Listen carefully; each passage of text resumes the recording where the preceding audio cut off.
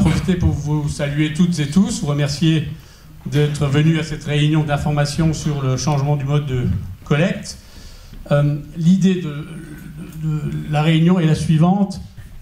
Si vous avez des questions, vous les posez, bien sûr. L'idée, c'est simplement, effectivement, on termine la présentation, ça dure à peu près 10 minutes, 15 minutes, 10 minutes. Et puis à l'issue de ça, évidemment, on est sur un jeu de questions-réponses. Donc voilà, le temps qu'il faudra, avec l'impératif, à peu près 19h30, 19h35, pour qu'on puisse rejoindre la réunion de Caisse-Castel. Voilà. Tania, c'est à vous. Bonsoir. Alors j'ai commencé par vous présenter le contexte dans lequel on travaille sur les déchets ménagers. Donc la communauté de communes d'Alsace-Bossu, ça représente 45 communes, 66 délégués communautaires. Et une des compétences obligatoires, c'est la collecte et le traitement des déchets ménagers. Donc cette compétence est divisée en deux parties. La collecte, qui est gérée directement par la communauté de communes. On confie la collecte à des prestataires des services. Et ensuite, on a la partie transport et traitement qui est confiée au SIDEM par transfert de compétences depuis 1999. Donc, le syndicat de traitement, le SIDEM, se trouve à Forbach. Il est composé de 298 communes, 10 intercommunalités, 378 000 habitants et 55 délégués de ces 10 intercommunalités. L'Alsace-Bossu a 4 délégués sur ces 55. Voilà, comme de l'Alsace-Bossu, nous sommes 4 délégués sur les 55 que compte le SIDEM. Ensuite, au niveau de la collecte, on a la collecte multiflux, donc la poubelle que vous sortez chaque semaine. Cette collecte multiflux a été initiée par le SIDEM, donc 3 sacs, le sac bleu, le sac vert et le sac orange, qu'on sort une fois par semaine dans le même bac. Ensuite, ces sacs sont emmenés dans un centre de tri multiflux où il faut à nouveau séparer les 3 fractions, donc les 3 sacs. Ça passe dans une usine, vous avez l'image là, dans plusieurs colonnes. Et ensuite, c'est des caméras qui détectent les couleurs. Ensuite, chaque sac repart vers un traitement différent. Donc le sac orange, pour l'instant, allait au centre de tri à Chavelot, donc c'est dans les Vosges. Ce sac de tri est déversé sur des bandes de tri. Et ensuite, c'est trié principalement par aussi des caméras et des automatismes, mais il y a encore des fractions qui sont également triées à la main. Et donc, le contenu de ce sac orange est de nouveau divisé en fonction des différents matériaux. Donc, les plastiques d'un côté, les aciers aluminium de l'autre côté, les briques alimentaires d'un autre côté, pour finalement être emmenés directement dans les centres de recyclage. Donc, on fait des grandes balles de matériaux qui seront recyclés ensuite. Ensuite, le sac vert est méthanisé. Donc c'est le SIDEM qui a créé Métavalor, l'usine de méthanisation à Morsbach. La méthanisation permet de valoriser les déchets en compost, en gaz. Ce gaz est utilisé en biocarburant ou alors comme chauffage de ville. Et il y a également une fraction qui est valorisée en électricité. Donc c'est une valorisation biologique et énergétique. Et je vous précise juste aussi que la collecte des biodéchets qui est en service chez nous depuis 2010 avec le multiflux est obligatoire au niveau du territoire seulement à partir du 1er janvier 2024. Alors juste précision, effectivement, donc aujourd'hui les sacs verts, vous savez, sont collectés pour alimenter l'usine de méthanisation. Donc comme le rappelle Tania, l'ensemble des communautés de communes voisines qui aujourd'hui ne font pas ce tri par rapport aux biodéchets, l'ensemble des communautés de communes sera obligé de le faire. Donc à partir du 1er janvier 2024, sur ce coup-là, on a un coup d'avance. Voilà, ça c'est réglé, on n'a plus besoin de s'en préoccuper, ça c'est fait. Ensuite, le sac bleu, il est incinéré en Allemagne par le biais du SIDEM. Donc le SIDEM a une convention avec des collectivités allemandes, puisque l'Allemagne était en recherche d'une solution de méthanisation des biodéchets. Donc l'Allemagne nous envoie des biodéchets et nous, par le biais du SIDEM, on envoie les sacs bleus dans un incinérateur allemand. L'incinération produit de la chaleur et de l'électricité également. Donc on parle d'une valorisation énergétique. Au niveau de la collecte des déchets, on a également la collecte en appel volontaire. Donc on a des conteneurs à verre et à papier et carton sur le territoire depuis les années 90-2000. Donc le verre, lorsqu'il est collecté, il va directement au centre de traitement. Ce centre de traitement est également dans les Vosges. Le papier carton est transporté vers Forbach et ensuite il est remis dans des camions et il va jusque dans les Vosges, au centre de tri que je vous ai présenté avant pour les sacs oranges. Et la dernière solution pour traiter vos déchets sur le territoire, c'est la déchetterie. Donc c'est pour les déchets volumineux et dangereux. L'ensemble de ces déchets représente en 2021 492 kilos par habitant. Une demi-tonne, juste. Chaque habitant de la communauté de communes de l'Alsace-Bossu produit en moyenne en 2021 une demi-tonne de déchets. Et donc au niveau du Grand Est, ils sont encore un peu plus producteurs puisqu'ils sont au-delà de la demi-tonne, ils sont à 547 kilos par habitant. Par rapport à cette production de déchets, donc, on a 111 kilos de recyclables. Donc c'est le sac orange, le verre, le papier. Ça représente 23% de la totalité. On a 39 kilos de biodéchets, 8% de la totalité des déchets. On a 159 kilos par habitant de déchets des sacs bleus. Donc ça représente 32%. Et à la déchetterie, on collecte 184 kilos par habitant. Cela représente 37% de la masse totale. Au niveau des traitements, donc en orange, vous avez la valorisation matière. Donc 37% de nos déchets sont valorisés en matière.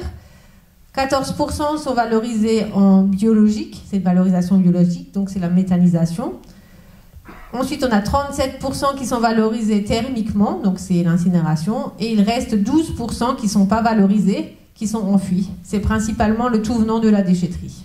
Au niveau de la valorisation matière, donc on fait le tri pour pouvoir recycler et refabriquer en fait de nouveaux objets. Donc le papier, on pourra refaire des journaux magazines, des enveloppes, du papier tout simplement. Les cartons, on pourra refaire des cartons ou de l'essuie-tout. Les métaux, c'est le même principe. On peut refaire des boîtes de conserve ou alors un fer à repasser avec l'aluminium ou l'acier.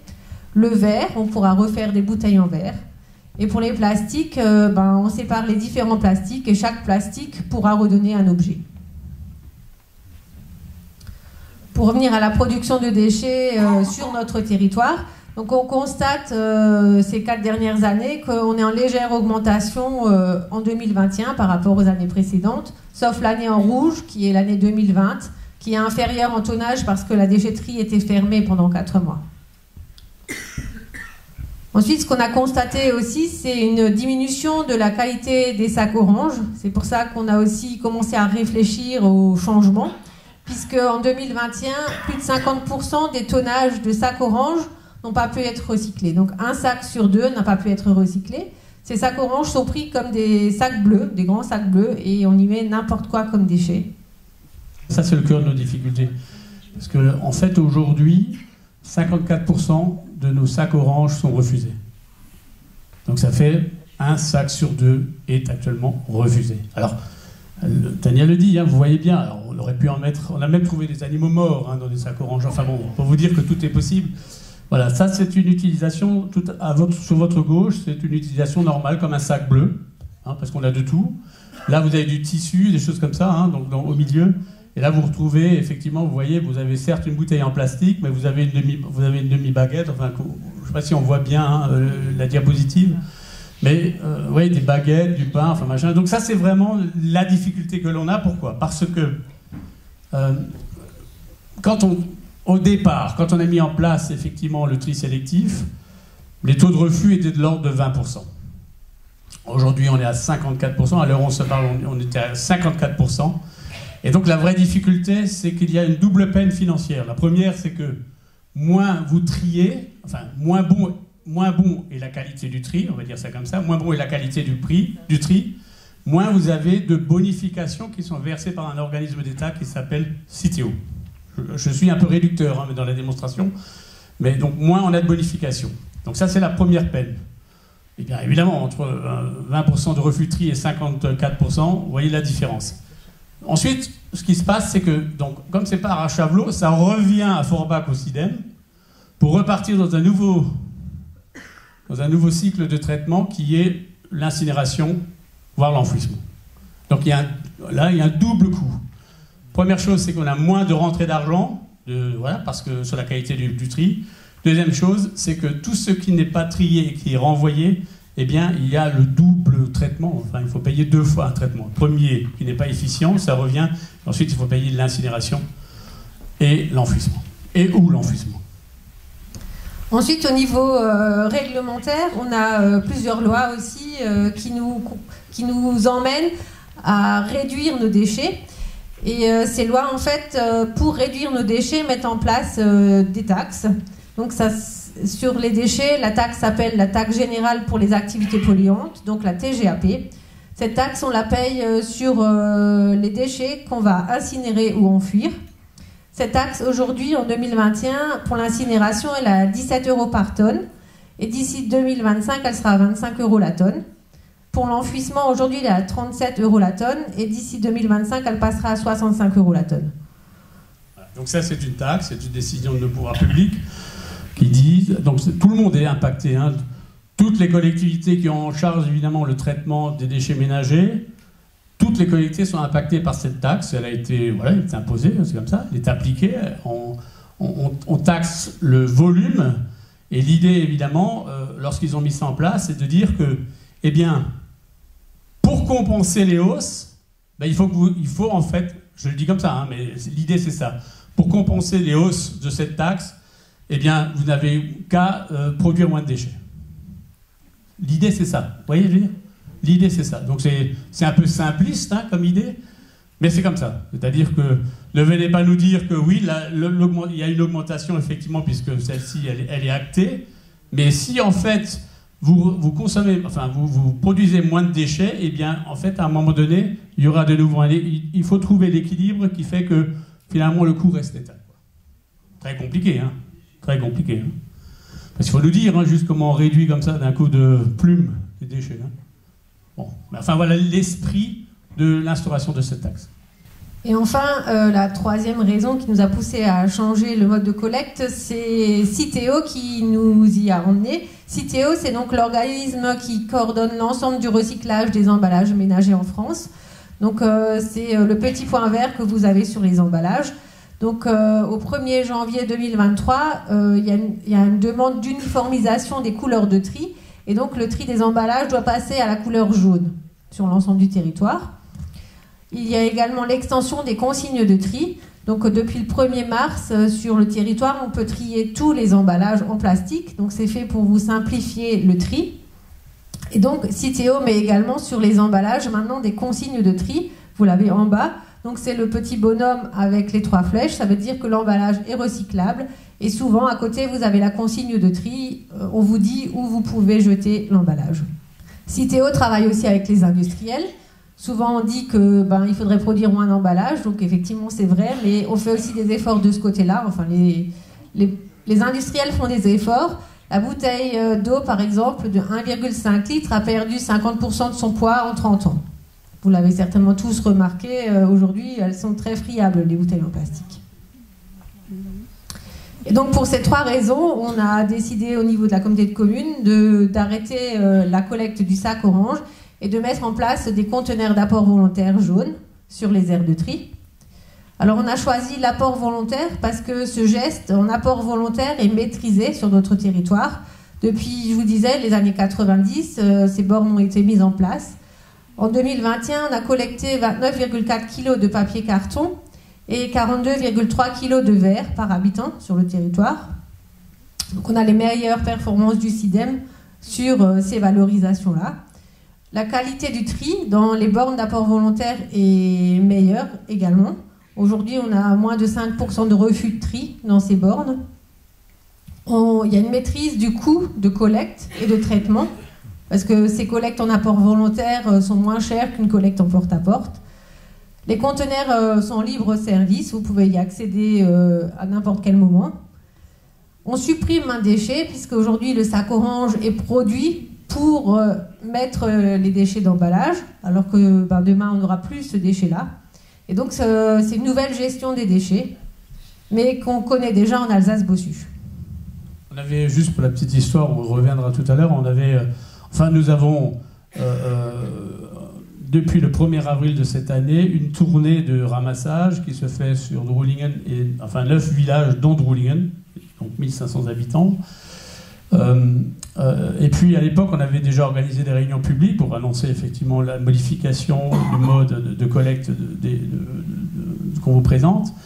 Et par contre, à l'époque, on avait un doute, hein, donc on nous interrogeait aussi, qu'est-ce qu'on fait une fois qu'on a vidé, en gros, le sac orange dans la poubelle, enfin dans la benne d'apport volontaire, dans le conteneur, voilà, le conteneur, on n'était pas sûr de pouvoir jeter le sac vide. Donc aujourd'hui, c'est calé, c'est fait. Donc, comme on a tous encore des stocks de sacs orange, donc rien n'empêche évidemment de continuer de les utiliser, d'aller au conteneur, de vider le sac orange. Mais ce qui est important, c'est qu'il faut effectivement le vider, il ne faut pas le mettre en entier dans le conteneur, le vider et ensuite on peut laisser évidemment le sac orange. On peut l'utiliser le sac orange plusieurs fois aussi, bien sûr. Mais pour la petite histoire, donc sachez que vous pouvez, une fois qu'il est vidé, vous pouvez le mettre dans la benne. Juste aussi un mot avant de continuer sur l'apport volontaire. Donc vous voyez, 29 kg en moyenne, 42 kg en moyenne pour le papier, carton et pour le verre. Tania le disait, les performances de l'Alsace-Bossus sont plutôt bonnes par rapport à nos collègues du CIDEM. Hein. Donc il y a 10 comme, donc la nôtre, les performances sont plutôt bonnes. Et c'est parce que les performances sont plutôt bonnes qu'on s'est dit aussi qu'on voulait aller vers cela. Parce que si là on n'avait pas été bon, si on était les derniers du CIDEM, si on avait un geste en apport volontaire très, très, très limité, je pense on se serait peut-être pas lancé non plus dans ce traitement.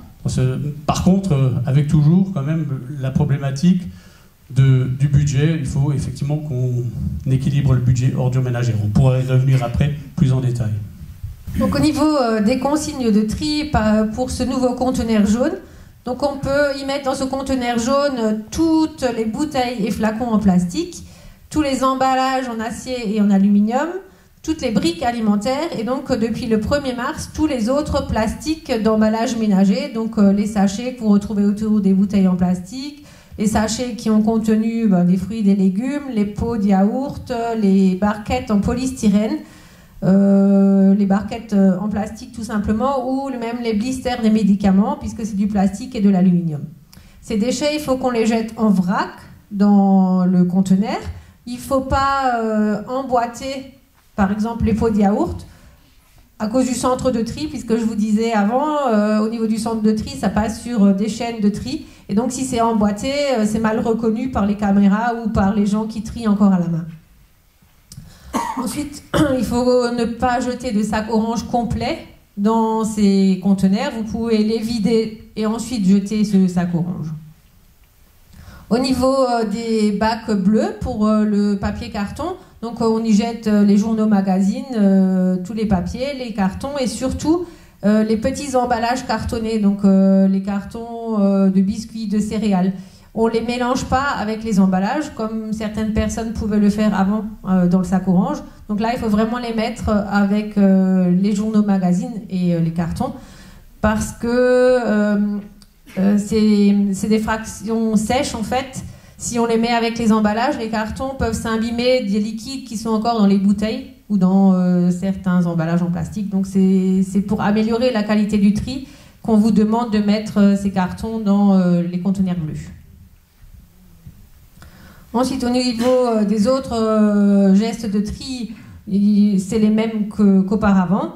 Donc, dans les sacs verts, on met les biodéchets.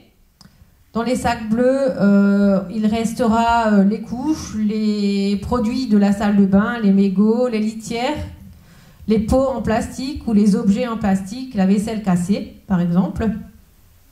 Dans le conteneur à verre, on y jette les bouteilles et flacons en verre, en enlevant les capsules en métal ou en plastique qu'on peut mettre dans le conteneur jaune. Et ensuite, vous avez également les conteneurs à textiles sur les aires de tri. Et donc là, vous y jetez tous les textiles, linge, chaussures usagées, tachées, trouées, peu importe. Il faut juste qu'ils ne soient pas humides pour ne pas contaminer le reste du conteneur. Pour vous faciliter le geste de tri, on vous met à disposition un cabas. Donc c'est principalement pour vous rappeler aussi les consignes de tri. Si on ne sait pas où le jeter, on peut regarder sur le cabas.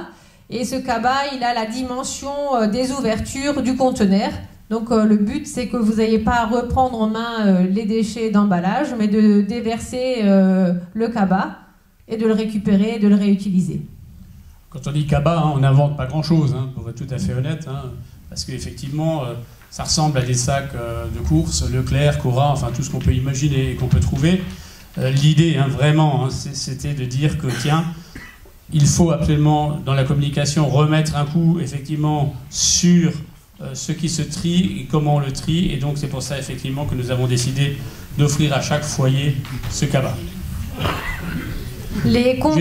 Dans d'autres réunions, pardon, Tania, dans d'autres réunions, on nous disait, oui, mais avec un cabas, ça suffit pas. Alors, évidemment, je le répète, hein, c'est vraiment un outil de communication, hein, c'est vraiment un outil de communication, mais ça n'empêche pas, évidemment, vous n'êtes pas obligé d'aller qu'avec ça à la benne, hein, on est d'accord, hein, vous avez les sacs orange que vous avez encore en stock, et puis, bah, si vous avez, comme dit, un sac Cora ou un sac Leclerc, ou je ne sais pas, bah, rien ne vous empêche d'aller avec 2, 3 sacs, enfin, bien sûr. Hein, Aujourd'hui, au téléphone, j'ai eu quelqu'un qui utilise des petites cagettes en plastique, donc c'est vrai que, voilà, après, chacun peut s'organiser au libre choix. Oui, on nous a dit d'ailleurs pourquoi vous n'avez pas acheté des cagettes en plastique. Bon, voilà, enfin, pour une cagette, non, mais chacun, effectivement, a ses habitudes, on est d'accord. La cagette en plastique, c'est plus difficile, effectivement, de vouloir rappeler les consignes de tri. Nous, l'objectif, c'était simplement ça. C'était, tiens, j'ai une barquette en alu, machin, est-ce que je suis bien sûr de pouvoir le mettre dedans? Voilà. Enfin, c'est vraiment que de la communication par rapport à ce qu'on peut trier. Les conteneurs, pour l'instant, il y en a 4 au niveau de la rue de la Gare. Il y en a 2 rue Vincent Dindy, au niveau de la maison des services. Et il y en aura 6 autres qui seront répartis sur la commune. Pour l'instant, les aires de tri ne sont pas prêtes, mais il y en a 6 autres qui seront répartis. La Villeneuve, c'est fait. On a dû faire un petit aménagement, donc ça s'est réglé. Et on va refaire un aménagement un peu plus haut que l'ancien château d'eau. D'accord. Parce qu'on a les bennes à l'heure actuelle près des immeubles, près des collectifs. Mais on voulait continuer, hein, donc puisqu'on a le verre, le carton, les habits, on voulait continuer. Par contre, comme c'est une voie à sens unique, donc on s'est vu opposer un refus pour des questions de sécurité. Le camion ne veut pas faire marche arrière, effectivement, pour déboucher sur la route qui vient de Rimsdorf. Donc il faut qu'on fasse un aménagement. Donc la commande est faite. Ça va durer un petit peu de temps. Il faut qu'on décaisse, qu'on aménage une placette et aussi qu'on assure la sécurité lorsque l'on vient s'arrêter avec la voiture ou pas, quoi. Et donc ces conteneurs sont collectés toutes les semaines et à Sarre-Union, donc ça sera collecté tous les jeudis. C'est vrai ça? Ces conteneurs-là, oui, sont collectés tous les jeudis. Ils sont vidés comme des bennes au verre et à carton? Non, justement. Non, là, il n'y a vraiment pas de... Enfin, je vais vous le montrer là dans le bilan des 9 communes qui ont déjà commencé ce mode de collecte. C'est une fois par semaine et on n'a eu aucun débordement pour l'instant dans les 9 communes. C'est ça, hein, donc là, c'est effectivement cette diapositive, hein, c'est cette diapositive-là. Donc pour vous faire un retour par rapport aux 9 communes qui sont à ce mode de tri depuis le 1er avril. Donc les 9 communes d'Idendorf, Wolskirchen, Eyviller, Eschwiller, Beyer, Drulingen, Bettwiller, Gungwiller, Tal-Drulingen. Donc on a mis en place 19 conteneurs pour à peu près 4000 habitants. Ils ont une collecte hebdomadaire, c'était le mardi. Et donc le retour de ces communes, c'est que la collecte est encourageante parce qu'on n'a pas de débordement. Donc ça veut dire que le conteneur suffit. C'est un conteneur pour 220 habitants, donc si on le collecte toutes les semaines, ça devrait suffire. On a un taux de remplissage moyen de 68% sur ces 19 conteneurs. Et on a un tonnage depuis le début de l'opération, donc depuis le 1er avril, de 31 tonnes en 22 semaines. Ça représente à peu près 8 kg par habitant pour ces 9 communes, hein, sur ces 22 semaines, sachant que l'objectif que Citeo nous a fixé, c'est environ 15 kg par habitant, par an. La gare et le stade. Pour l'instant, mais c'est ce qu'on vous a dit, il y en aura 3 autres. Alors Villeneuve, stade, pour l'instant c'est du provisoire, hein, le temps qu'on aménage. Villeneuve, stade, gare et rue des Jardins. Donc par rapport à ces 9 communes qui ont commencé le 1er avril, on a pris 3 échantillons sur les mois d'avril, mai et juin, et on a regardé ce que contenaient ces échantillons, pardon. Donc, il y a 41% d'emballage plastique dans ces échantillons, 13% d'emballage en acier aluminium, 4% de briques alimentaires. il y a 19% de fibreux, donc des papiers et des cartonnettes, qui devraient être dans le conteneur à papier. C'est ce que je vous ai expliqué avant au niveau des consignes de tri. Et vous le voyez sur les images, hein, il y a des cartons d'emballage. Il y a aussi des sacs oranges pleins. C'est pour ça qu'on insiste sur le fait de vider les sacs oranges. Et au niveau des refus de tri, sur ces 3 échantillons, on était à 23% de refus de tri. Donc on a quand même pu déjà diminuer de moitié les refus de tri sur ces échantillons-là. Et vous le voyez sur les images qu'on vous projette, les erreurs de tri, c'est une cagette en bois, c'est les pots en plastique, donc ça c'est du bricolage, c'est pas un emballage ménager proprement dit, donc c'est quelque chose qu'on met dans le sac bleu ou à la déchetterie. Les pots de fleurs aussi, hein, donc on voit. Les pots de fleurs, oui. Ensuite, il y a quelques déchets plastiques industriels ou polystyrène industriel qui ne sont pas concernés par ces bacs jaunes. Et on a malheureusement quand même trouvé un sac vert et un sac orange contaminés dans ces 3 échantillons. Ensuite, les sacs ont été posés, effectivement, entiers. Hein. Là, ils sont ouverts, parce qu'ils ont été ouverts à Chavelot, mais ils ont été posés, évidemment, entièrement, oui. Fermés dans les bennes. Ensuite, on a un refus insolite aussi. Alors ça, juste pour la petite histoire. Donc ça, on est près de la gare. Et c'est vrai que depuis que nous avons posé les bennes, donc elles sont opérationnelles. Hein, donc, et je vais voir tous les jours, là, en ce moment, voir un peu ce qu'il y a dedans. Et alors, je ne sais pas si on le voit bien à l'écran, mais donc il y a quand même des trucs qui sont assez incroyables. Parce que ce que vous voyez là à l'écran, donc c'est un vase. Je sais pas, d'ornement, de décoration. Parce que, bon, vous voyez la taille du vase. Hein. Je regarde dans la benne orange et je vois ce vase posé délicatement dans la benne. Alors, je me dis, mais c'est pas possible, quoi. Et donc, j'ai demandé, parce que l'équipe municipale, qui passe évidemment assez souvent pour nettoyer un peu tout ce qui se passe autour, hein, puisque, bon, voilà, vous savez très bien comment ça se passe, eh bien, j'ai demandé effectivement à celui qui avait le bras le plus long, de me sortir ce truc-là, de me sortir ce vase, et donc que j'ai pris en photo et que j'ai transmis à Tania. Ce soir, vous avez la primeur, hein, parce qu'on en parlait effectivement durant toutes les réunions, mais moi, il y a des choses qui me surprennent quand même, hein, parce que la personne a pris, enfin, elle a ouvert la trappe, elle a posé délicatement ce vase au fond du conteneur. Voilà, vous voyez, encore qu'on le pose à la limite à côté du conteneur à verre, quoi. Enfin, bon, voilà, enfin, pour vous dire que, bon, il faut quand même avoir l'intention de faire ça. Oui, donc une dernière diapositive pour vous informer aussi que les consignes de tri, on va les emmener jusque dans les écoles, puisqu'on a une collaboration avec la Grange au paysage. Les animateurs de la Grange vont donc passer dans les cycles 3, donc chez les élèves de CM1, CM2, pour leur expliquer les nouvelles consignes de tri. On compte beaucoup sur les enfants, hein, pour faire passer les messages. Si vous avez besoin d'autres informations après la réunion, vous pouvez aller sur notre site internet ou sur celui du CIDEM, où vous trouverez les consignes de tri.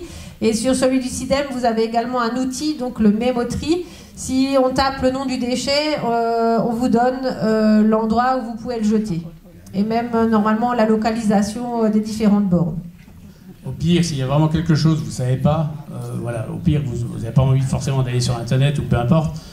Si vraiment il y a quelque chose, vous posez la question où c'est que je le mets. Si vous ne savez pas où le mettre, mettez-le dans le sac bleu, quoi. C'est le moindre mal. C'est le moindre mal.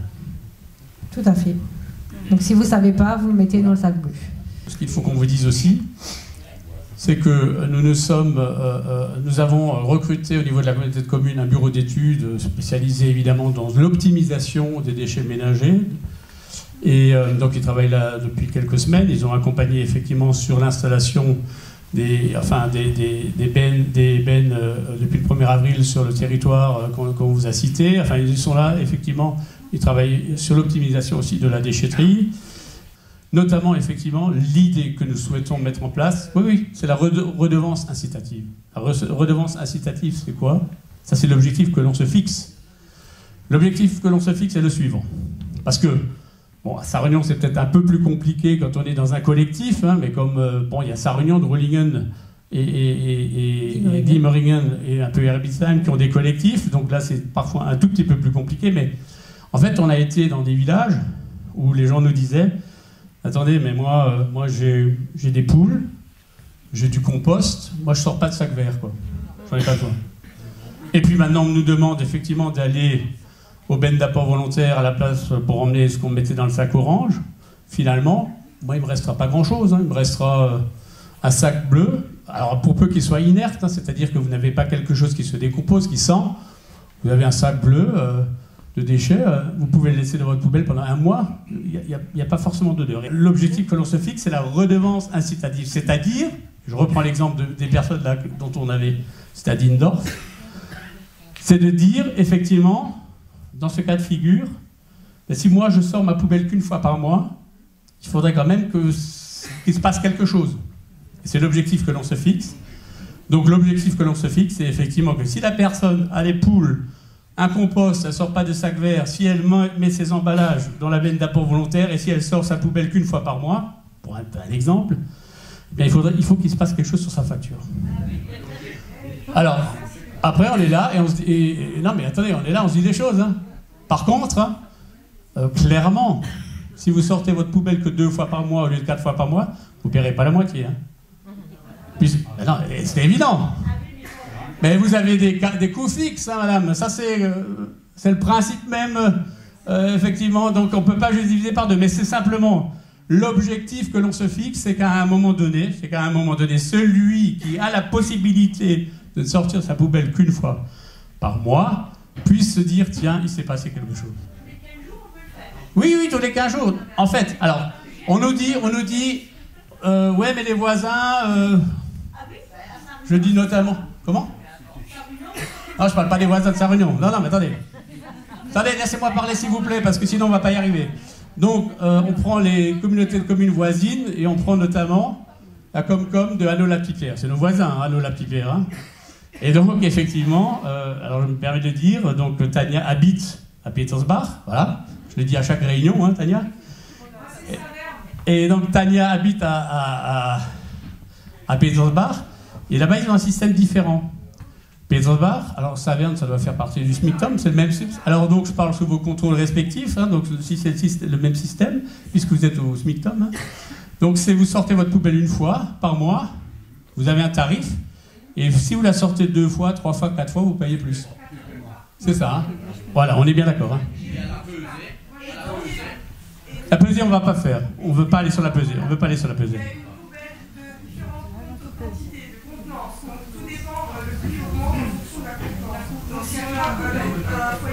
Vous avez 3 poubelles à l'heure actuelle? Non, en fait, en fonction de la composition du foyer, on peut choisir la taille de la poubelle, ce qui fait la redevance. Ok, d'accord. Donc ça, on l'avait aussi, hein, jusqu'il y a 3-4 ans. Hein, on payait plus cher pour une 240 litres que pour une 120 litres. Ça, on l'a abandonné. C'est juste, aujourd'hui, on paye en fonction du nombre de personnes au foyer. Et à partir c'est la composition du foyer qui détermine la facture.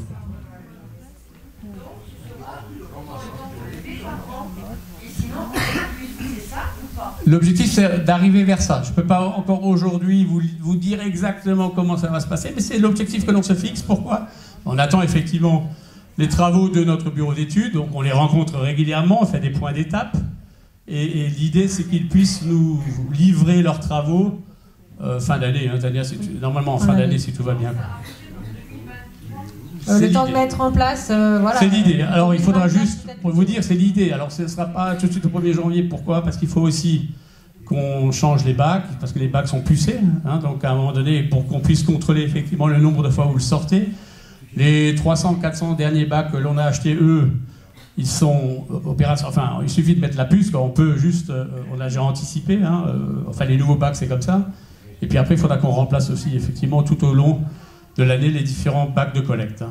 Donc ça aussi, tout est budgétisé au niveau de notre budget ordures ménagères, et puis donc ça va venir effectivement au même rythme que l'on a mis là pour les bacs, pour les bennes. On veut éviter aussi que les poubelles, une fois qu'elles sont vidées, bah c'est le vendredi à Sarre-Union, hein, c'est le vendredi, bah ce qu'on veut aussi éviter, c'est que effectivement elles traînent tout le week-end dehors, quoi.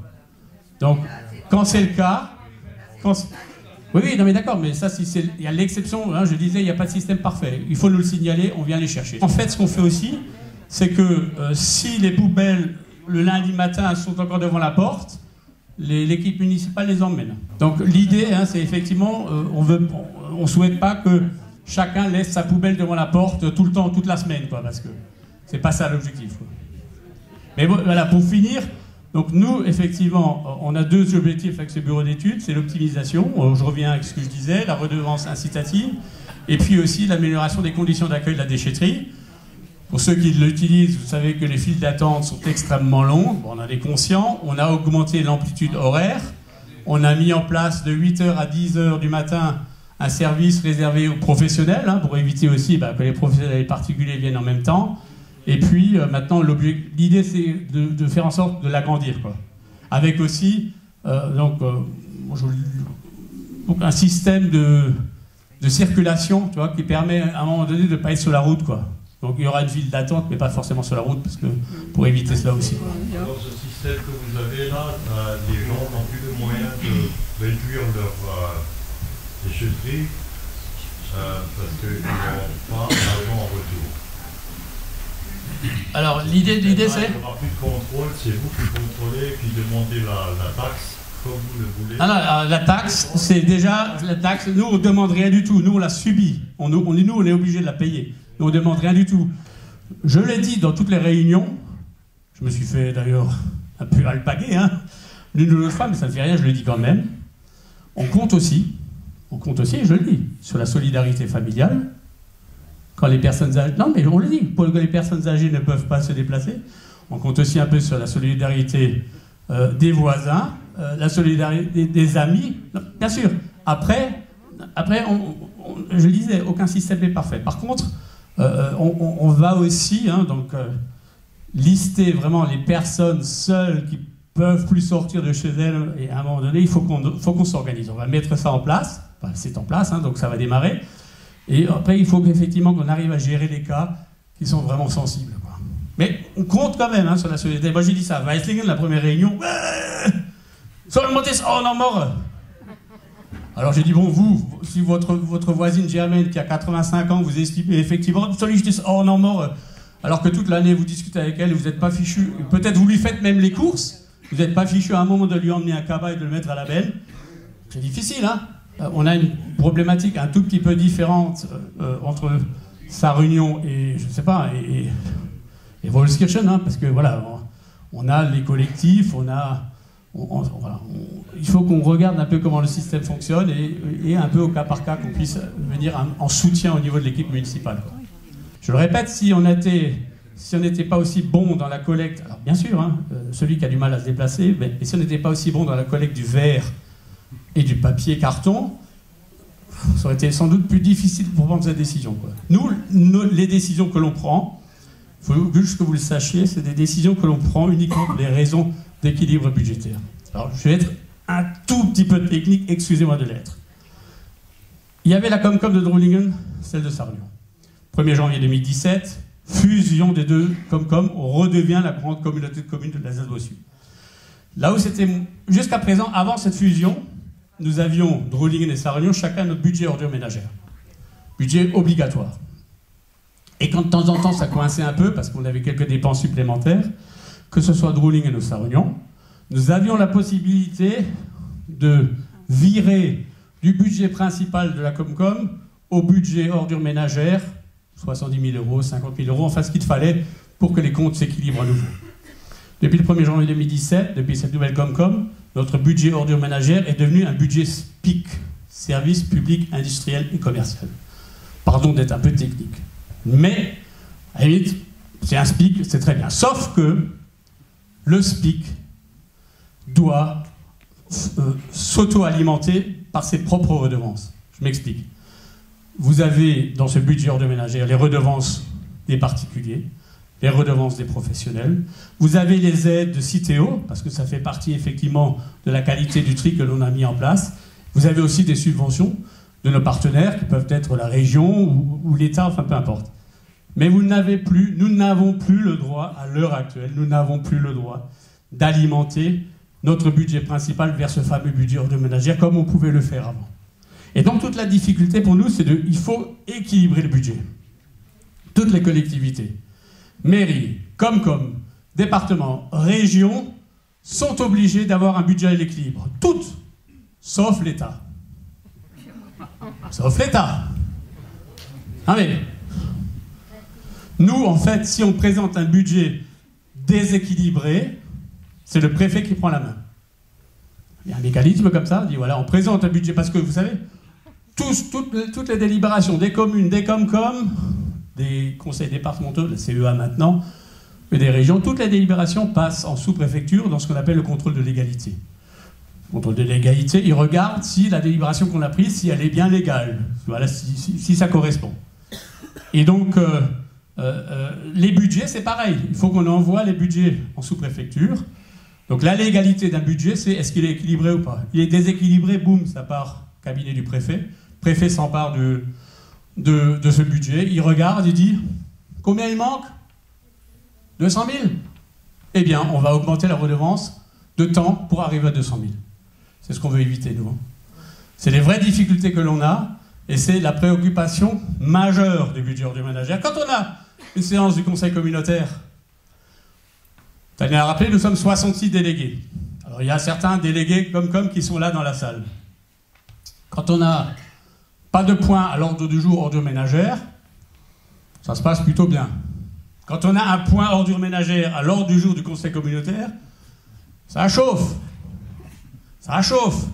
Je veux dire, on en a sur un point ordure ménagère. C'est comme ça, hein, c'est juste pour vous dire, 1 heure, 1 heure et demie de débat.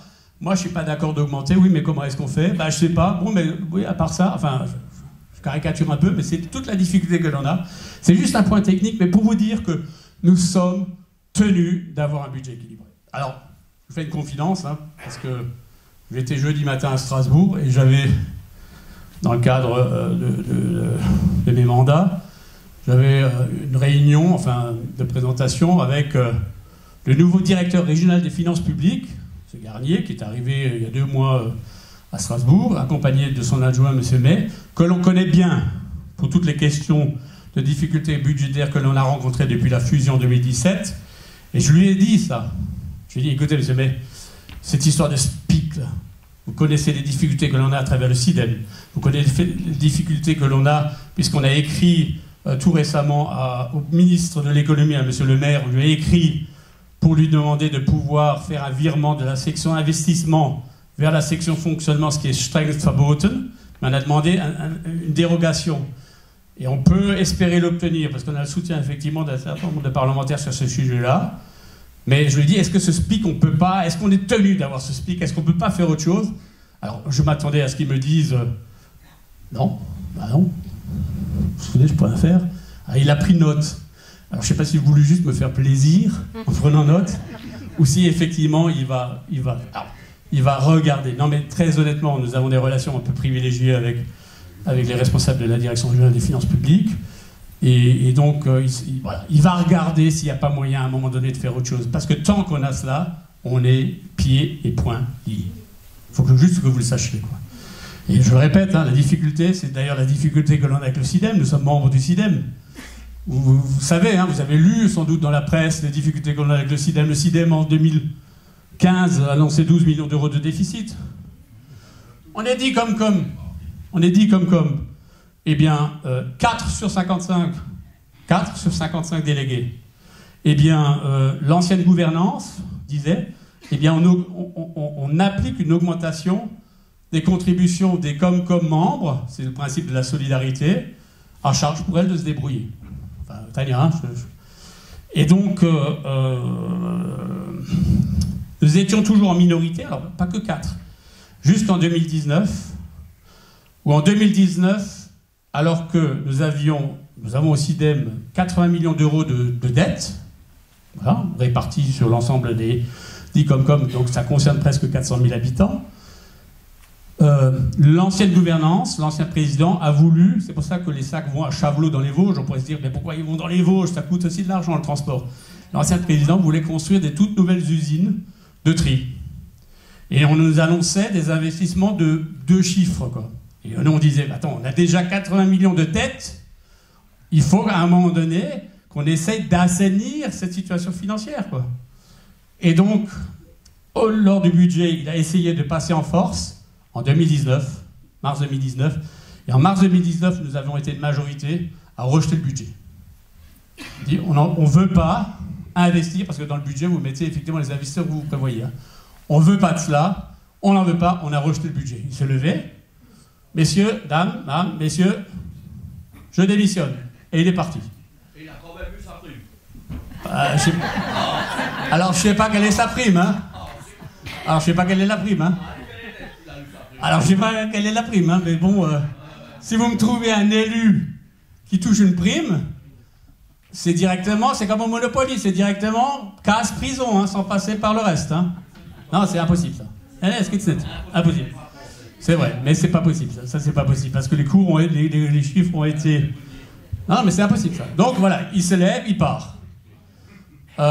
Et puis, finalement, ça a été sans doute... Alors nous, on était, depuis un moment donné, on était plusieurs à se dire qu'il faut sans doute changer. Et donc, il a été remplacé par M. Roland Roth, qui est le président de la communauté d'agglomération de Sarreguemines, donc la Comcom de Sarreguemines, qui est une grosse structure, ils ont plus de 170 salariés, avec une administration générale qui est très forte, en compétences, j'entends, et donc avec son administration générale, il est venu au CIDEM, et ils ont épluché tout ce qu'il fallait éplucher. Donc aujourd'hui, on est sur un schéma, je me permets de le dire, d'assainissement des comptes. Nous avons déjà validé des investissements, mais uniquement pour garantir la sécurité du personnel, ou des investissements avec des retours sur investissement rapide, de l'ordre de 3-4 ans, sinon on ne le fait pas. Et pourquoi je parle du CIDEM? Simplement aussi pour vous dire que nous sommes les seuls barinois. Daniel, si tu remets juste la diapositive, la première, nous sommes la seule Comcom barinoise dans toute la Moselle-Est. Mais juste pour vous expliquer pourquoi, eh bien, en 99, les plus anciens s'en souviennent, il a fallu fermer la décharge d'Eschwiller. Bon, la décharge a été fermée, et alors il fallait trouver ce qu'on appelle l'exutoire, ça s'appelle comme ça, c'est-à-dire la possibilité qui va traiter nos déchets. Et donc nous on n'y était pas, ni Tania ni moi, ou peut-être déjà. Ah, elle était déjà. Mais bon, c'est... Voilà. Et en fait, c'est juste pour vous expliquer pourquoi on est au CIDEM. Donc en 99, donc, la décharge ferme, il nous faut trouver un nouvel exutoire, une nouvelle possibilité de traiter nos déchets. Les collègues de l'époque de Sarreguemines de Drulingen voulaient aller ensemble à Schweighaus-sur-Moderne, à l'usine d'incinération. Mais l'usine d'incinération de Schweighaus-sur-Moderne, à cette époque-là, n'avait plus de capacité d'accueillir des déchets supplémentaires pour les incinérer. Et donc, il a fallu trouver autre chose que l'usine d'incinération de Schweighaus. Et donc, tout naturellement, ils se sont tournés vers ce qui était finalement le plus près, hein, parce que Forbach, bon, c'est 40 km, hein, Sarreguemines-Forbach. Et à l'époque, quand les deux Comcom sont allés vers le CIDEM, on n'était pas encore dans ce système-là. Je ne sais pas si vous vous rappelez, au départ, on avait des collectes normales, entre guillemets.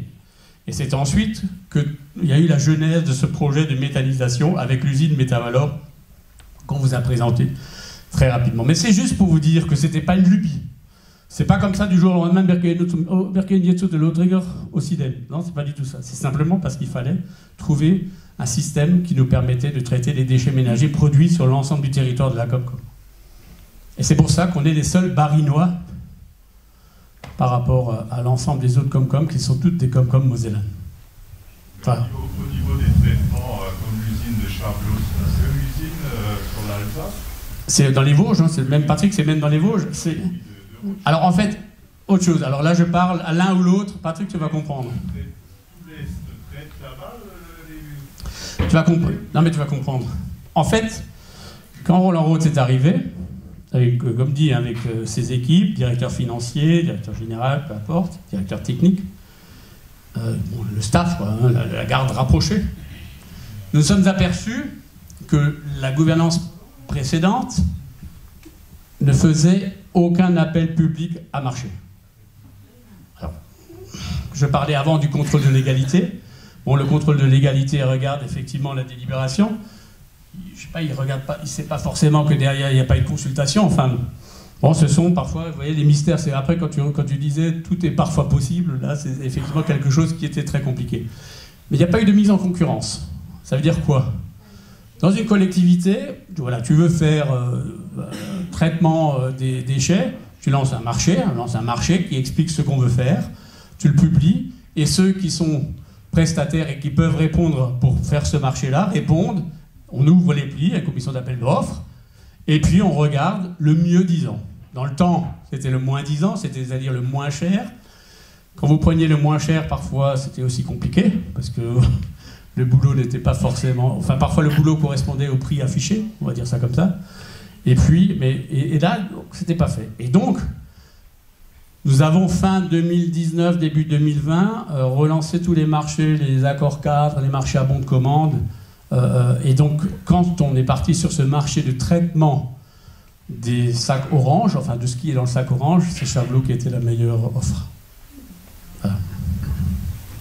Donc, il y a le coût du traitement, après il y a le coût du transport, enfin il y a plein de choses, hein, bien évidemment, hein, mais en fait, nous on l'a validé ça, hein, on s'est dit il faut partir là-dessus parce que on verra bien comment les choses évoluent. Alors à l'époque on ne savait pas qu'on allait passer, très honnêtement, hein, on ne savait pas qu'on allait passer en apport volontaire, mais on se disait bien que les choses vont évoluer dans le temps, au niveau de la collecte, du traitement, collecte. Et donc nous on l'avait validé parce qu'on s'est dit on préfère pour l'instant avoir cette solution qui peut être provisoire pendant 5, 6, 7 ans, hein, enfin ça peut durer un peu dans le temps, plutôt que de vouloir construire des nouvelles usines de traitement, comme voulait le faire Serge Stark, qui était président à l'époque. Parce qu'on les a annoncé 12, 15, 18 millions. Hein. L'usine Métavalor, là où on apporte les sacs verts, ce qu'on appelle le Digesta, hein, qui fait la méthanisation. Pour avoir assisté à des réunions à l'époque, c'était à la mairie de Beach, c'était Charles Schirnweiss. À la mairie de Forbach. Forbach, pardon. Je dis Beach. Mais parce qu'ils ont aussi des réflexions. Mairie de Forbach, c'était Charles Schirnweiss, député maire à l'époque, qui était président du CIDEM. Je me souviens, hein, on était intervenus, nous, l'Alsace-Bossu, parce que, en gros, pas à chaque séance, mais presque, on nous a annoncé au départ, l'usine va coûter 18 millions d'euros. Bon. Puis la fois d'après, 26 millions d'euros. D'ailleurs, Varon, pourquoi? Ah ouais, parce que les process, patati patata, pour finalement arriver à 42 hein, de tête. Là aussi, donc on était intervenu en disant, mais nous, on n'est pas forcément contre le process industriel qui va être mis en place. Nous, ce qu'on veut, c'est à un moment être fixé sur le budget. Tu ne peux pas, à chaque fois, nous dire, bah, ça va coûter plus cher, bah, ça va coûter plus cher. Vous voyez, donc tout ça, c'est aussi l'histoire du CIDEM. C'est une histoire que nous partageons avec eux parce qu'on est membres à part entière. Et aujourd'hui, la situation est la suivante. Alors, dans notre bureau d'études que nous avons là, et qui effectivement est en charge de l'optimisation des déchets, on leur a demandé très clairement aussi ce que pouvait coûter la sortie du CIDEM, à l'Alsace-Bossu. Parce que, quand on en discute entre nous, notamment Beach, hein, la Comcom du pays de Beach, les mêmes préoccupations que nous, hein, ils ont choisi d'autres méthodes, mais même préoccupations. C'était aussi, quand on discutait avec les gens du CIDEM, c'est la solidarité de la dette, puis il y avait beaucoup de court terme encore. Aujourd'hui, le court terme, c'est réglé. Donc on reste à peu près à 80 millions, hein, si on rajoute à peu près, hein, même un peu moins, mais peu importe. Et donc on proratise le nombre d'habitants. Et on nous disait, en gros, mais il y avait le court terme encore à l'époque, hein, on nous disait ça peut varier entre 3 et 7 millions d'euros de coût de payer pour sortir. Alors déjà, 3 millions ou 7 millions, 3 millions c'est beaucoup, 7 millions c'est plus. Donc à un moment donné, on a dit au bureau d'études, maintenant vous nous faites effectivement une étude qui nous permettrait de nous fixer au moins de manière très claire sur ce que pourrait coûter une sortie du CIDEM. Mais c'est pas si simple. Parce qu'il faut sortir du CIDEM, il faut payer, et il faut quand même trouver quelqu'un d'autre hein, qui s'occupe de nos déchets. Vous voyez, donc, bon. Mais enfin, on l'a intégré, il faut qu'à un moment donné, on puisse avoir une lisibilité par rapport à ça, quoi. Et je le répète, hein, donc... c'est pas gagné, on était lundi, il y a 8 jours, j'étais au CIDEM, j'avais emmené le directeur général adjoint de la Comcom, Tania pouvait pas aller, elle était à une autre réunion, et puis on est allé voir le président du CIDEM pendant 2 heures pour exposer un certain nombre de difficultés que l'on rencontre, quoi. Alors on a des échanges réguliers, c'est plutôt constructif, il y a des choses qu'ils envisagent qui ne nous plaisent pas trop, donc on le dit, on leur écrit, on l'a écrit, on a dit on veut un rendez-vous, il faut qu'on se voit. Le courrier est parti dans la semaine et on a eu le rendez-vous dans la semaine suivante. Je veux dire, les choses ne traînent pas. Mais j'ai quand même, personnellement, beaucoup d'espoir sur la faculté qu'a Roland Roth pour redresser les comptes du CIDEM. Alors le problème, c'est que on nous annonce aussi, vous l'avez peut-être vu, il y a des articles dans le Républicain Lorrain, une maîtrise de la dette, si vous voulez, enfin, jusqu'en 2035. On est en 2022. Alors bon, certains disent, ah, 2035. Ça a été restructuré. Il y a une partie ils voulaient tout restructurer, l'ensemble de la dette. Et vous savez, comme quand on a plusieurs crédits à la maison, à un moment donné, tu dis, bon, yes, loans, j'en fais un, je le fais sur une durée plus longue. Et en tout cas, ça m'allège mes mensualités, ça me permet effectivement d'avoir du souffle. C'était le même esprit. Alors, sur ces 80 millions, 40 ont été restructurés à peu près. Donc, on a rallongé la durée. C'est pour ça qu'on arrive jusqu'en 2035 maintenant, sur la moitié, en gros, de la moitié de la dette, avec un taux d'intérêt qui était plus favorable que ceux qu'on avait. Donc, ça a été fait. Donc, c'est pour ça, il y a la durée, certes, mais c'est un acte de gestion volontaire aussi de vouloir faire comme ça. Hein. Parce qu'on peut se dire, moi, je me permets juste de vous dire, hein, donc, les investissements aujourd'hui sont maîtrisés. On ne fait pas n'importe quoi. On ne veut pas se lancer dans des trucs, des nouvelles usines qui coûtent un bras. Vous savez, juste un exemple, les sacs, les bleus, verts, orange, étaient au départ fabriqués en Chine. Et donc, le CIDEM a décidé à un moment donné, donc le comité syndical, dans sa majorité, a décidé de construire une usine de fabrication de sacs sur le territoire. Et on disait, mais attendez, mais enfin, je veux dire, si demain, il faut ajuster la quantité pour X raisons, parce que les choses peuvent évoluer, réglementairement, c'est quand même plus simple de dire qu'à un moment donné, hein, au lieu de faire d'acheter 100 sacs, on n'en prend plus que 80 de cette couleur, et puis peut-être 110 de l'autre, enfin, c'est plus facile d'ajuster. Si vous avez l'usine, vous l'avez. Si demain, vous devez produire un peu moins de sacs, bah, comment vous faites? Donc, nous avons été un certain nombre, mais en minorité, à dire que c'est pas une bonne idée de construire une nouvelle une nouvelle usine de fabrication des sacs. Bien, la majorité a délibéré, l'usine s'est construite, elle a coûté quelques millions d'euros. Voilà.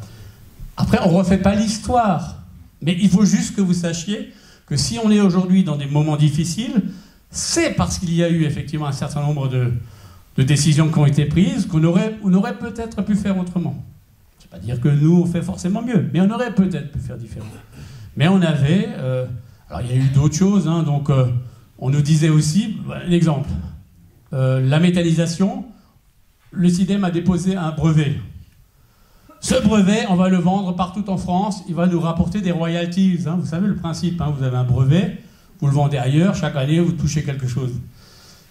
Eh bien, ils l'ont vendu une fois au zoo de Beauval, le zoo de Beauval, qui était en procédure judiciaire contre le CIDEM parce que ça ne marchait pas. Donc, vous voyez le brevet. Bon. Là aussi, on se disait, il faut qu'on se concentre sur le métier de base, qui est le traitement des ordures ménagères. C'est pas... le CIDEM, hein, c'est pas fabriquer des sacs, hein, c'est le traitement des ordures ménagères. Et donc, on s'est dilué. Il y a eu des antennes qui ont été... il y a eu Spiral, hein, Trans, qui a été créé en Suède pour apporter des solutions techniques en Suède. Ça n'a jamais fonctionné. Ça n'a jamais fonctionné. Et nous, je ne me dédouane pas. Je fais partie du membre du CIDEM depuis des années. Hein, donc, par contre, on disait, concentrons-nous sur nos métiers, notre cœur de métier. Le cœur de métier, c'est le traitement des déchets. C'est pas de vouloir faire des investissements ailleurs et parfois un peu hasardeux. Oui, bah maintenant on y est quoi. Enfin, tu as raison Patrick, hein, maintenant on y est quoi. En fin de compte, c'est l'utilisateur qui paye. Oui, non, vous avez raison madame, bien sûr. On est entièrement d'accord. C'est nettement moins cher. Et le tri est très bien fait. Alors je sais pas, vous pouvez pas en parler, hein, Saverne, le tri, machin, je sais pas si vous avez eu des éléments ou... Je n'ai pas d'éléments plus que ça. Non, pas plus que ça. Non, mais dans le cadre de réunion peut-être. Le tri est globalement bien fait. Par contre, on nous annonce aussi une augmentation pour l'année prochaine. Oui, alors justement, vous voyez, Saverne... On est un peu tous dans le même cas, quoi. Enfin, sauf qu'à la base, c'est un peu moins cher, oui. La problématique du SMICTOM va arriver va arriver le 1er janvier 2024 avec l'obligation de collecter les déchets ménagers, vous savez, nos fameux sacs verts, quoi, les biodéchets. Voilà, donc juste pour vous dire que il y aura forcément un impact. Vous voyez, je veux dire, même si aujourd'hui les choses sont maîtrisées, mais il va y avoir un impact, c'est normal, puisqu'il y aura une collecte supplémentaire à organiser. Alors peut-être dans le même bac, hein, peut-être avec une couleur différente. Enfin, Non, a priori, c'est en apport volontaire. Ouais. Ah oui, en plus, oui, elle a raison. L'apport volontaire. Attendez, ouais, en plus, oui, mais merci de le préciser, parce que vous l'aviez dit à Buste. Hein. En plus, ce qui va se passer au SMICTOM à Saverne, c'est que nous, on demande d'aller avec nos poubelles oranges à la benne. À Saverne, ça va être les poubelles vertes à la benne, quoi. En apport volontaire. Ouais. Oui, merci de le préciser. Il y a quand même une différence entre 70 € par semestre et 120. Oui, oui, on est d'accord, bien sûr. Mais vous voyez, je veux dire, je ne peux pas faire plus que de vous expliquer aussi. Je peux pas faire plus que de vous expliquer aussi pourquoi. Vous voyez, je veux dire, pourquoi on en est là. Après, le principe de ce syndicat qui s'appelle le CIDEM, c'est un syndicat donc, dont les Comcom sont totalement solidaires. Quoi. C'est pour ça qu'on... Voilà. Le problème, c'est que Attends, Patrick. de plus en plus, nous, on fait le travail, on ramène des choses, et de plus en on augmente. Non mais... On fera cette journée, Oui, c'est clair. on ramène tout dans les déchetteries, toujours les mêmes personnes, tu vois. Ouais. Après, les bacs jaunes, j'espère qu'on ne trouverait pas qu'une année. On trouvera. Patrick. On trouvera tout et n'importe quoi. Non mais... Ouais, mais par curiosité, hein, c'est normal, hein, tu regardes, hein, tu as envie. Vous savez, tous ceux qui sont là aujourd'hui, vous tous, et toutes les personnes qu'on a rencontrées depuis les 5 autres réunions, vous avez une sensibilité sur le tri, sinon vous ne seriez pas là. Franchement, celui qui balance une poubelle orange en entier qui correspond à une poubelle bleue, celui-là, il n'est pas dans la salle, quoi. Je pense que celui qui a mis le vase, là, bah, s'il est là, il peut lever la main, hein. Maintenant, on l'a enlevé, hein. Il y a prescription. Il sait qu'il ne pourra plus le faire, quoi. Alors, juste, vous avez raison. Ceux qui balancent dans la nature, sachez juste, alors quand on balance dans la nature, quand c'est sur le banc, quand c'est sur le banc communal, ou même ceux qui balancent effectivement à Sarre-Union même, enfin pas forcément, vous voyez, dans la forêt ou machin, nos équipes, elles sont toutes volontaires. Hein. Les équipes, alors on est entre nous là, ouvrent les sacs, on regarde ce qu'il y a dedans. On a eu une fois, je pourrais plusieurs exemples, hein, mais on a eu par exemple un jour près de la gare, des sacs qui ont été posés à côté des poubelles. Et donc on a ouvert, et puis il y avait un extrait de compte de la caisse d'épargne. Voilà. Alors juste, non mais pour vous expliquer le truc, parce que la personne habitait dans les 80. Voilà. Ça, c'est les autres qui viennent, c'est pas des gens de Sarre-Union. Ouais, mais vous voyez, alors bon, on se rapproche de Saverne, hein. Attention, mais c'est... Je plaisante, hein. Mais dans les 80. Donc alors, bien sûr, la personne devait être de passage, ou elle a cherché un coin, ou j'en sais rien, mais ça veut dire aussi que tu te promènes pendant, je sais pas, 30 km à peu près, Dan, hein, enfin peu importe, hein, avec des poubelles derrière pour aller les balancer n'importe où. Vous voyez ce que je veux dire, Patrick, malheureusement, on trouvera. Nous, si vous avez, enfin vraiment, si vous décelez quelque chose, si vous voyez quelqu'un qui balance dans la nature, il faut nous le dire. Non mais vraiment. Non mais attendez. Oui. Alors oui, quand on sait qui c'est, hein, vous avez raison. Mais sinon, alors juste, vraiment, il faut nous le dire. Il faut nous le dire. Et à la limite, il faut vraiment insister pour me le dire à moi, parce que c'est moi qui vais à la gendarmerie et c'est moi qui dis, effectivement, on veut faire un dépôt de plainte pour telle raison, parce que en fait, vos noms n'apparaissent nulle part. C'est ça l'idée, quoi. Mais ça, ça peut vous arriver que ça va être dans la nature. Oui. Et c'est déjà le cas. Malheureusement. On a actuellement, là, on a une batterie de pneus. Hein. Donc on sait, alors on a des doutes, on a des suspicions, on n'a aucune preuve. Mais on se dit qu'un jour, on va peut-être choper celui que... Et c'est pas seulement dans la nature. Non, bien sûr. Tous ceux qui se jettent encore dans la machine... On est d'accord.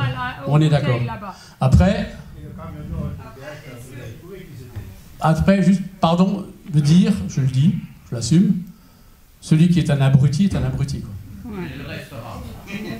Non mais je le dis. Ouais, celui-là, vous le trouvez. Celui qui effectivement prend un sac orange pour un sac bleu, parce que le sac orange il fait 50 litres et le sac bleu ne fait que 30, voilà. Pour moi c'est un abruti, je le dis, je l'assume, et c'est comme ça. Mais on avait aussi des sacs bleus de 50. Parce que dans ce mouche, là, il y avait des sacs. Alors, Oui. c'est une bonne question, une bonne remarque. Rappelez-vous, au début, on avait des sacs bleus de 50 litres. Oui.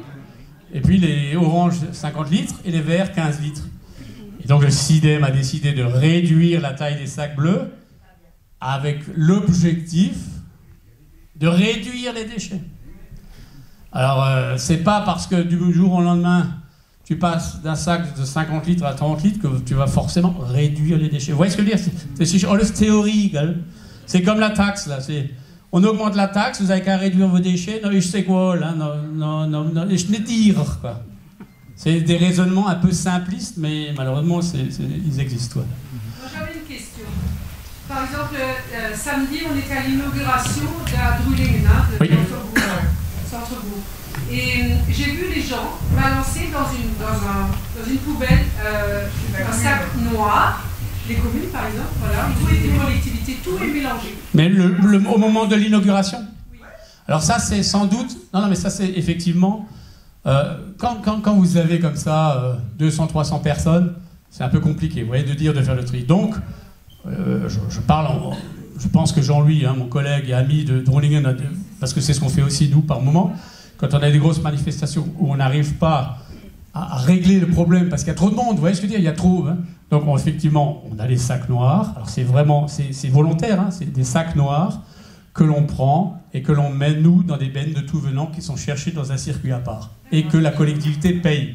Nous avons au niveau de la commune de Sarre-Union un marché avec le CIDEM pour récupérer donc des bennes de tout venant, ce qu'on appelle le tout venant, il faut bien les mettre quelque part. Et puis les bennes de déchets verts de la commune. Vous voyez, parce que vous voyez bien toutes les surfaces.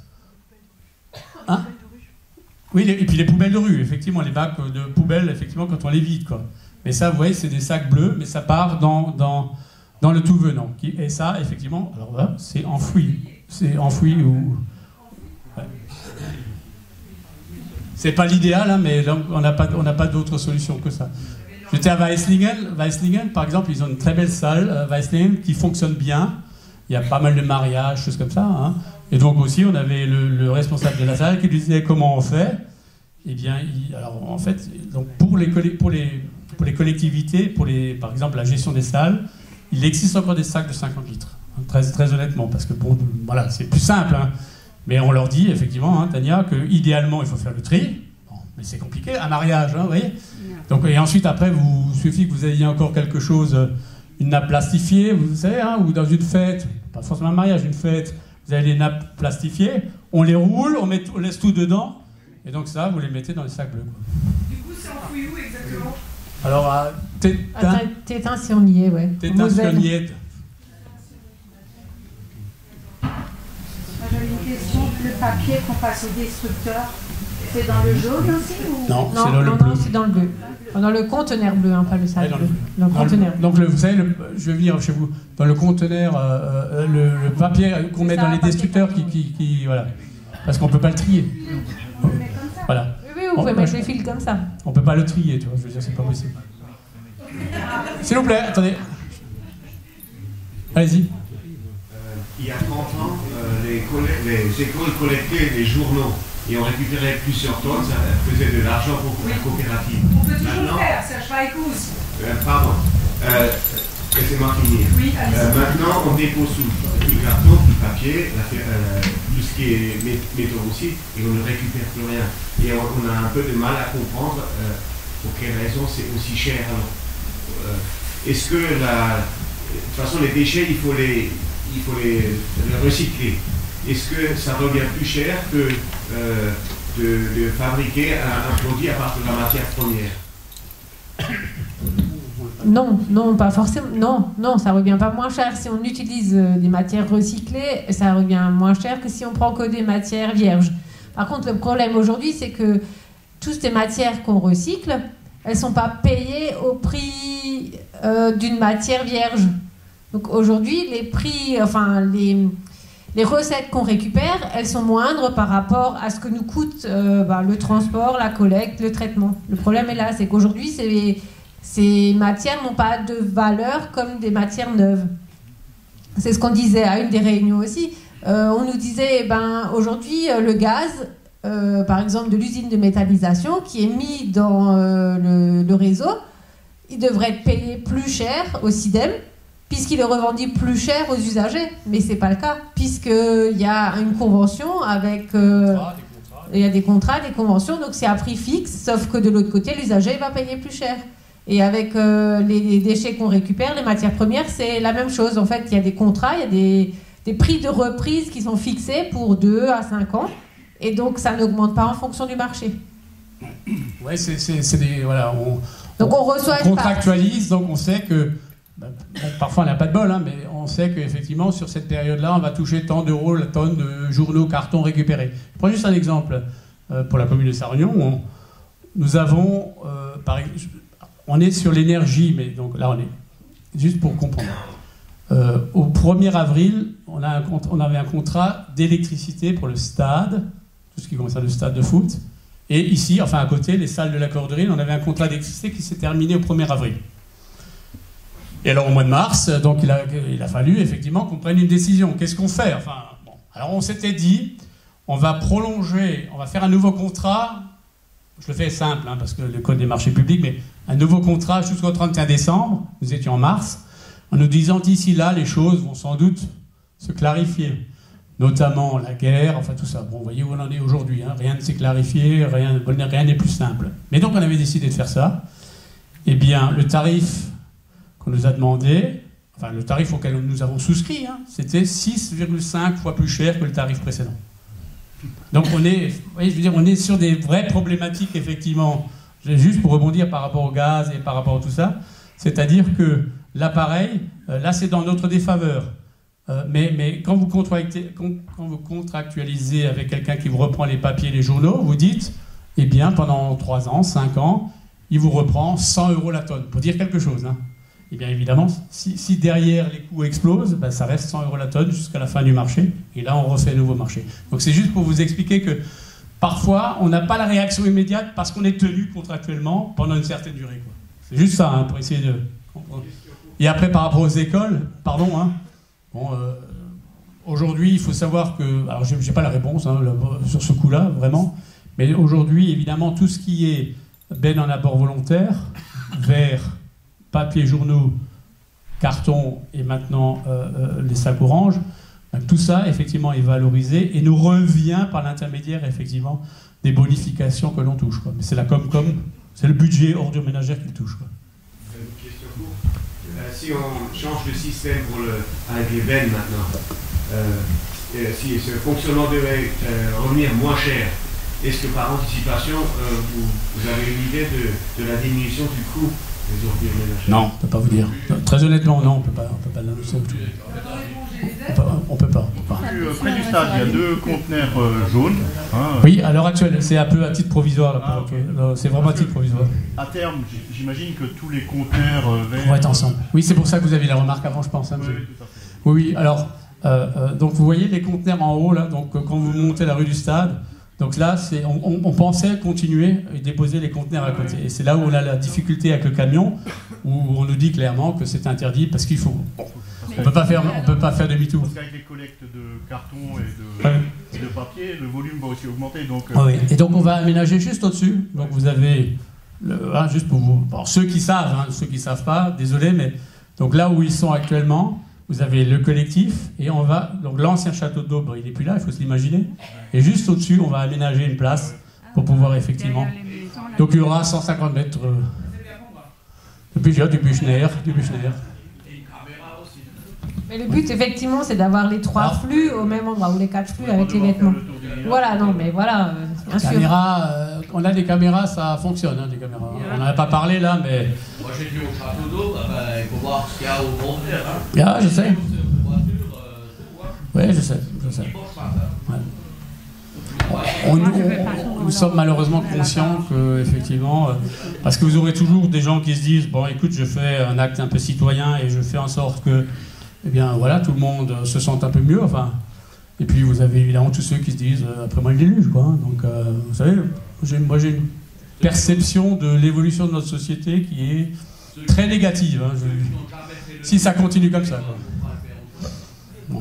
les gens font ce qu'ils veulent, hein, c'est comme ça. Hein. Enfin, la plupart des gens le font ce qu'ils veulent. Ceux qui font ce qu'ils veulent, ils le font en toute impunité, parce que derrière... Vous savez, on avait à un moment donné à Saverne une procureure de la République qui s'appelait Madame Simoncello. Et Madame Simoncello, donc quand elle était une fois venue à Sarre-Union, elle m'avait dit, vous savez, monsieur le maire, petit délit, petite peine. Grand délit, grande peine. Pour chaque délit, il faut qu'il y ait une peine. Voilà, donc je parlais d'impunité, quoi. Sinon, ça ne va pas autrement. Du coup, vous parlez de caméras. Oui. Il y aura des caméras systématiquement. Alors, aujourd'hui, on en a près de la gare.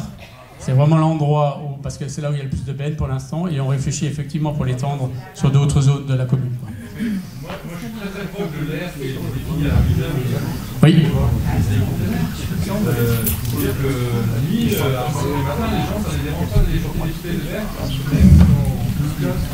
Ah oui, donc on revient sur des questions d'éthique, de civisme, enfin, je veux dire, à 3h du matin... Non, et d'accord, mais d'aller à 3h du matin déposer des trucs dans les conteneurs à verre, franchement... Moi, je vais... Comment c'était sur le marché aux bestiaux, quand il y avait tout autour? Ouais, c'était pareil. Hein. Je connais Donc c'est pour ça que les équipes passent régulièrement. Et, tu vas aller la dernière parce que il est 19h30 et il faut qu'on parte sur Qu'est-ce-Castel. Alors, question, hein, ça commence quand? Donc en fait, les bennes sont déposées, donc on peut commencer. Ceci dit, oui, c'est pour ça, mais ceci dit, nous avons calé une tolérance jusqu'à la Toussaint. Donc jusqu'à la Toussaint, on peut mettre son sac orange dans la poubelle. Alors, oui, juste pourquoi? Parce que, pardon encore pour finir, mais pourquoi machin, la Toussaint? Parce qu'il faut qu'à un moment donné, il faut qu'on puisse mettre le système en place. Parce que à partir du 1er janvier 2023, tous les sacs oranges qui seront dans une poubelle seront considérés comme étant des sacs bleus. Donc si vous avez un sac orange avec du super tri, il va être considéré comme un sac bleu, il va partir en incinération ou en enfouissement, donc il va être taxé, quoi. Ouais. Merci beaucoup pour votre présence, merci d'avoir consacré une partie de votre soirée ici. Ouais. Merci beaucoup, hein. Et on compte sur vous.